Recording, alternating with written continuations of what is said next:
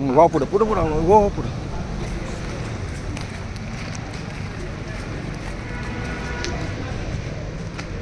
रामकृष्ण हरी, रामकृष्ण हरी, रामकृष्ण हरी.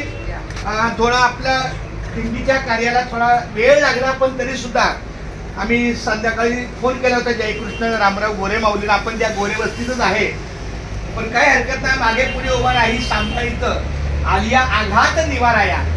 दिंडीमध्ये कुठलीही अडचण आली तर त्याला तुंतुने घेऊन बसायचं नसतं, त्याला मार्ग काढायचा असतो. गोरे माऊलीने सांगितलं मला की आपल्याला काहीतरी भांडणं पाहिजे, काहीतरी मार्ग लागेल. म्हणून आमची गाडी भरलेली आहे, काढणं रस्ता क्रॉस करणं वगैरे खूप त्रास आहे. आमच्या वहिनीने त्याच वेळेला खूप चांगला मार्ग काढला आणि आपल्या वारकऱ्यांच्या सेवेला जो सकाळचा नाश्ता दिलेला आहे कांदा पोह्याचा, दिंडीच्या वतीनं कुणीतरी हात लावायला नाही कुणी आमच्या वहिनी टाकून घ्या. या आमच्या वहिनीच्या हातून त्यांना आपल्या दिंडीच्या वतीनं हा श्रीफळ आहे. असं त्यांचा सहवास कायम. ही गेली 48 वर्षाची ही जागा आहे. आम्ही जाता येता सुद्धा ही जागा डावलून जात नाही.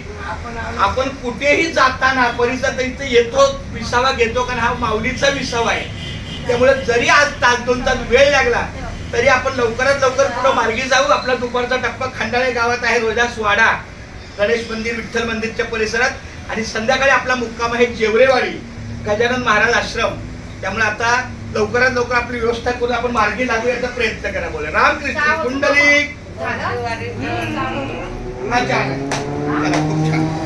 जेवढं लवकर होईल तेवढं, कारण पहिली हो